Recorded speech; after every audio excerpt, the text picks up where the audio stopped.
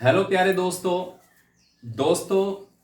आज एक बार फिर से रूबरू होते हुए आपसे। और आज का जो विषय है वो खास तौर से हम रख रहे हैं, वो है आत्मनिर्भरता। क्योंकि देखिएगा, स्वदेशी अपनाओं के तहत भारत सरकार ने बहुत सी ऐसी स्कीम्स योजनाएं लॉन्च की हैं जिसके तहत आत्मनिर्भरता की ओर एक कदम आवश्यक है। प्यारे दोस्तों, आजकल सोशल मीडिया में आत्मनिर्भरता जो शब्द है वो बहुत ही चला हुआ है। 4 दिनों में, पिछले 4 दिनों में 9.5 लाख बार सोशल मीडिया में आत्मनिर्भरता शब्द का प्रयोग हुआ है। तो क्या मतलब है आत्मनिर्भरता का? सेल्फ डिपेंडेंट की अगर मैं बात करता हूं, यहां पर इंडिपेंडेंट होना जरूरी है। सेल्फ इंडिपेंडेंट कह रहा हूं मैं यहां पर, वो जरूरी है और हर एक सेक्टर में जरूरी है। देखिएगा, मैं आपको लेके चलता हूं स्वदेशी आंदोलन की ओर। जब 1905 में बंगाल का विभाजन हुआ, उस समय एक आंदोलन चला था और वो था स्वदेशी आंदोलन, जिस दौरान हमारे देश में विदेशी वस्तुओं की होलियां जलाई गई थी और बाइकआउट किया गया था फॉरेन गुड्स का। इसी तरीके से आज हमारे देश को जरूरत है और वो है स्वदेशी प्रोडक्ट्स अपनाने की। और बीते वर्षों में कुछ स्कीम भी लॉन्च हुई थी और मैं करीबन आज से आपको 50 साल पहले या 20 साल पहले, 30 साल पहले की कुछ स्कीम्स के बारे में बताऊंगा तो आपको लगेगा कि आत्मनिर्भरता क्यों हमारे लिए जरूरी है। और नए आयाम भी स्थापित हुए उन योजनाओं से, और आने वाले समय में मैं उम्मीद कर रहा हूं कि ऐसे और भी आयाम यहां पर स्थापित होंगे। तो सेल्फ रिलायंस, आत्मनिर्भरता को लेकर मैं कुछ झलकियां आपको बता रहा हूं कि भविष्य में ये क्यों हमारे लिए आवश्यक रहेगी। तो आओ इनके बारे में हम जानते हैं। सबसे पहले मैं बात करता हूं यहां पर हरित क्रांति को लेकर, ग्रीन रेवोल्यूशन। हरित क्रांति ऐसे दौर में हमारे देश में विकसित हुई थी जिसके जनक डॉक्टर एम एस स्वामीनाथन थे। 1960 से 1965 देश में अकाल की स्थिति थी। गेहूं के लिए हम पूरी तरह से निर्भर थे। कहां? यूएसए के आधार, यूएसए की ओर। अमेरिका हमें गेहूं के आयात को लेकर आंखें दिखाता था, देश में भूखमरी बनी।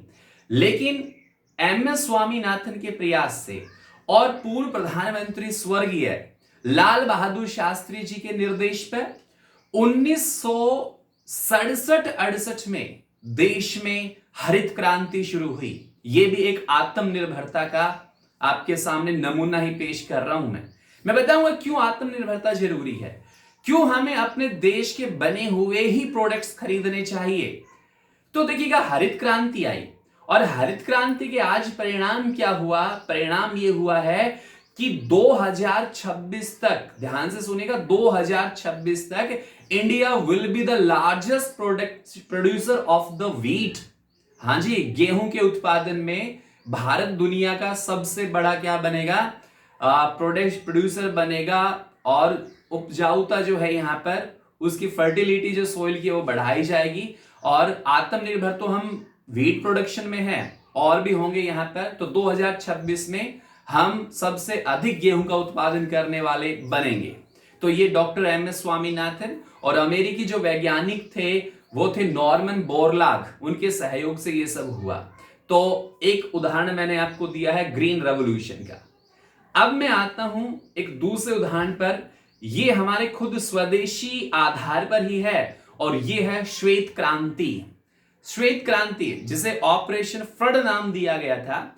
और 1964 में पूर्व प्रधानमंत्री स्वर्गीय लाल बहादुर शास्त्री ने अमूल का दौरा किया और 1965 में डॉक्टर वर्गीस कुरियन के प्रयास से 1965 में नेशनल डेयरी डेवलपमेंट बोर्ड की स्थापना की गई। और आज भारत दुनिया में दूध के उत्पादन में पहले नंबर पर है। तो दोस्तों, यही तो मैं बता रहा हूं, आत्मनिर्भरता हर एक सेक्टर में हमने तरक्की की है। हरित क्रांति का एग्जाम्पल मैंने दिया, अभी मैंने आपको श्वेत क्रांति का एग्जाम्पल दिया, जो 1965 में श्वेत क्रांति शुरू हुई और आज हम देख रहे हैं कि सेल्फ रिलायंट है, आत्मनिर्भर है, दुनिया का नंबर 1 स्थान पर जो है दूध उत्पादन में हमारा देश आता है।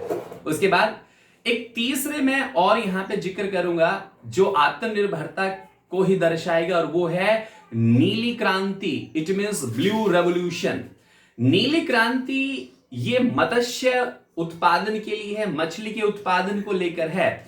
और 7वीं पंचवर्षीय योजना में नीली क्रांति सरकार ने शुरू की, भारत सरकार ने, लेकिन 8वीं पंचवर्षीय योजना में इसमें वृद्धि हुई और गति पकड़ी। लेकिन दोस्तों अब देखिएगा चौंका देने वाली तरक्की है यहां पर भी। पिछले दशक की, लास्ट डेकेड की अगर मैं यहां पे बात करता हूं, तो पिछले दशक में दुनिया में मत्स्य मतलब मछली उत्पादन में 7% वृद्धि हुई, जबकि भारत में पिछले दशक की मैं बात करूं तो 14.8% उत्पादन में वृद्धि हुई है। और आज इसका परिणाम यह है कि भारत दुनिया का दूसरे नंबर पे है मछली पालन के अंदर, मछली उत्पादन के अंदर। तो यह भी नीली क्रांति का उद्देश्य था, सो साकार हो रहा है। उसके बाद मैं आता हूं एक और एग्जाम्पल के साथ, और यह है नंबर 4 पर आर्थिक सुधार 1991। New industrial policy. Manmohan Singh जो भूतपूर्व प्रधानमंत्री थे, और केंद्र में 1991 में पीवी नरसिम्हा राव की सरकार बनी। चंद्रशेखर के बाद पीवी नरसिम्हा राव आए और वित्त मंत्री बने मनमोहन सिंह। तो मनमोहन सिंह जी के प्रयास से न्यू इंडस्ट्रियल पॉलिसी इंपोज हुई देश के अंदर, नई औद्योगिक क्रांति आई 1991 में। इंस्पेक्टर राज, लाइसेंस राज को खत्म किया गया। न्यू इंडस्ट्रियल पॉलिसी बनाई गई जिसमें लाइसेंस को कम किया गया, मनमानी जो इंस्पेक्टर राज था उसको कम किया गया। इसके अलावा एलपीजी को बढ़ावा दिया गया। लिबरलाइजेशन, प्राइवेटाइजेशन, ग्लोबलाइजेशन, वैश्वीकरण, उदारीकरण और निजीकरण, इनको बढ़ावा मिला। तो ये भी क्या था, न्यू इंडस्ट्रियल पॉलिसीज में भी हमारी इंडस्ट्री को बढ़ावा मिला। तो ये सब क्या है, आत्मनिर्भरता वाले भारत के कदम है। और देखिएगा अब बीते वर्षों श्री नरेंद्र मोदी जी के नेतृत्व में सरकार बनी, तो वहां भी कुछ ऐसी योजनाएं लॉन्च हुई हैं देश में जो आत्मनिर्भरता को दर्शाता है। पहली में एक उनकी ही एक ऐसी स्कीम है जो लॉन्च हुई थी, और वो थी मेक इन इंडिया। 25 सितंबर 2014 को मेक इन इंडिया जो है स्कीम लॉन्च की गई। दोस्तों पहले हम पढ़ते थे, सुनते थे कि मेड इन इंडिया मतलब भारत में बना हुआ, लेकिन अब है मेक इन इंडिया मतलब भारत में बनाना, मेक इन इंडिया। तो इसका उद्देश्य यही है कि भारत में निवेश को डेस्टिनेशन बनाया गया है। ज्यादा से ज्यादा भारत में निवेश होगा, मल्टीनेशनल कंपनीज भारत में आएगी, एमएनसीज आएंगी भारत में, और यहां पे अपना पैसा इन्वेस्ट करेंगे। देश में टेक्नोलॉजी आएगी, रोजगार मिलेंगे, और इसके साथ साथ गुणवत्ता जो है प्रोडक्ट्स के अंदर वो भी आएगी। तो मेक इन इंडिया के तहत भारी सफलता हमें मिली है। बहुत सी विदेशी कंपनी आई हैं जिन्होंने यहां पर अपने इंडस्ट्रीज को बढ़ावा दिया है। तो ये है मेक इन इंडिया। उसके बाद मैं बात करता हूं स्टार्टअप इंडिया।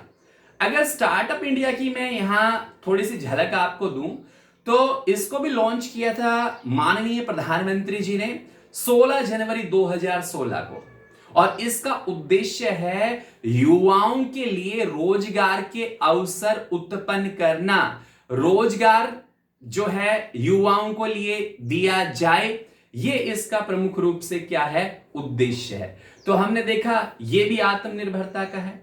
उसके बाद दोस्तों एक और बहुत बड़ी कामयाबी की मैं बात कर रहा हूं यहां पर, और वो कामयाबी है हमारी अंतरिक्ष जगत को लेकर, स्पेस एजेंसी को लेकर। और ये कामयाबी आज दुनिया में कहीं नहीं छिपी हुई। भारत की जो स्पेस एजेंसी है ISRO, Indian space research organisation, इसकी कामयाबी बेथा इतनी बड़ी कामयाबी है कि दुनिया को अपना लोहा मनवाया है इसने। जैसे 2019 में इसरो ने 103 सैटेलाइट लॉन्च करके वर्ल्ड रिकॉर्ड बनाया।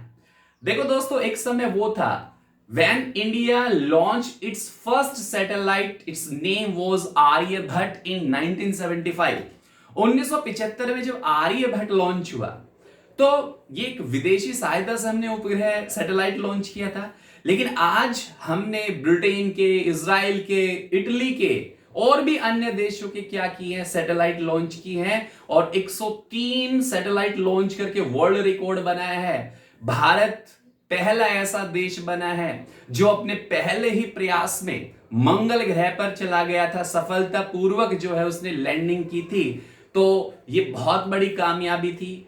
दुनिया का पहला सबसे सस्ता मिशन भी था मंगलयान मिशन, जो 2015 में सफल लैंडिंग की थी, 14 में उसको लॉन्च किया गया था। इसके अलावा आप और देखिएगा, मैं बात करता हूं चंद्रयान, 2007 में चंद्रयान की सफलता हो, या फिर मैं गगनयान की बात करूं, अभी 2021 में गगनयान भी लॉन्च होगा और इसी वर्ष जो है लॉन्च होना है और वो है अदिति L1। अदिति सूर्य का पर्यायवाची है। तो अदिति L1 का जो उद्देश्य है वो उद्देश्य है सूर्य की सतह पर उसकी जांच करना, उसकी स्टडी करना। तो ये इसरो की भी बहुत बड़ी कामयाबी है। तो यहां भी स्पेस जगत में भी हमारी आत्मनिर्भरता है। तो दोस्तों, कुल मिला के इस वीडियो को लेके आने का मेरा जो मकसद है वो मकसद आपसे एक ही है प्यारे दोस्तों, और वो ये है कि स्वदेशी अपनाओ, देश को आगे बढ़ाओ, जितना हो सके सारे प्रोडक्ट अपने देश के ही खरीदिएगा। अब सवाल ये है कि स्वदेशी अपनाने के फायदे क्या होंगे। अगर हम स्वदेशी अपनाते हैं तो स्वदेशी अपनाने से हमारा जो रुपया है मजबूत होगा, देश में गुणवत्ता पूर्वक चीजें आएंगी, स्वास्थ्यवर्धक चीजें यहां पे आपको मिलेगी। देखो फॉर एग्जांपल मैं बात करता हूं, मैं कोल्ड ड्रिंक की बात करता हूं, सॉफ्ट ड्रिंक की बात करता हूं, इसमें कोको कोला है, पेप्सी है और भी बहुत से सॉफ्ट ड्रिंक है। ये सारी मल्टीनेशनल कंपनीज हैं और अपने फायदे के लिए क्या करती है, भारत में इन्होंने अपने प्लांट लगाए हुए हैं, तो ज्यादा से ज्यादा जो मुनाफा है उनके पास चला जाता है। और स्वास्थ्य के लिहाज से इसमें इंसेक्टिसाइड है, पेस्टिसाइड है। 2003 की रिपोर्ट में तो हमने देखा था कि इनमें इंसेक्टिसाइड और पेस्टिसाइड पाए गए थे। तो कीटनाशक होने की वजह से स्वास्थ्य के लिए भी क्या है, लाभदायक नहीं है। तो देखो कितने फायदे होंगे, हमारे यहाँ पे रोजगार मिलेगा, लोगों की रोजी रोटी चलेगी, कुटीर उद्योग होंगे, स्मॉल इंडस्ट्रीज लगेंगी, लोगों की रेहड़ियां लगेंगी तो उनकी रोजी रोटी भी चलेगी, रुपया मजबूत होगा डॉलर के मुकाबले में। तो ऐसे बहुत से कारण हैं जिनके फायदे मैं आपको गिनवा सकता हूं। तो मेरी आपसे अंत में एक अपील है, और अपील यही है प्यारे दोस्तों, अगर देश को आगे बढ़ाना है तो स्वदेशी अपनाइएगा, स्वदेशी प्रोडक्ट अपनाइएगा। कोई भी चीज आप खरीदते हो तो उस पर यह जरूर देखिएगा कि वो कहां की बनी हुई है, अपने देश की बनी हुई है या नहीं। तो आज एक बार फिर से इस वैश्विक महामारी में कोविड-19 के जो प्रभाव पड़ रहे हैं, इस दौर में जरूरत है अपने ही देश के माल बनाने की, खरीदने की, प्रयोग करने की, ताकि हम इस आर्थिक मंदी से उभर सकें और देश एक खुशहाल बन सके। तो दोस्तों, ये एक टॉपिक था जो आजकल मीडिया में चला हुआ था और आत्मनिर्भरता को लेकर। तो मिलते हैं फिर एक अगले टॉपिक के साथ। उम्मीद करता हूं कि ये सारी चीजें आप अपनाओगे भी और दूसरों को अवेयर भी करोगे कि स्वदेशी अपनाओ और देश को आगे बढ़ाओ। जय हिंद, जय भारत।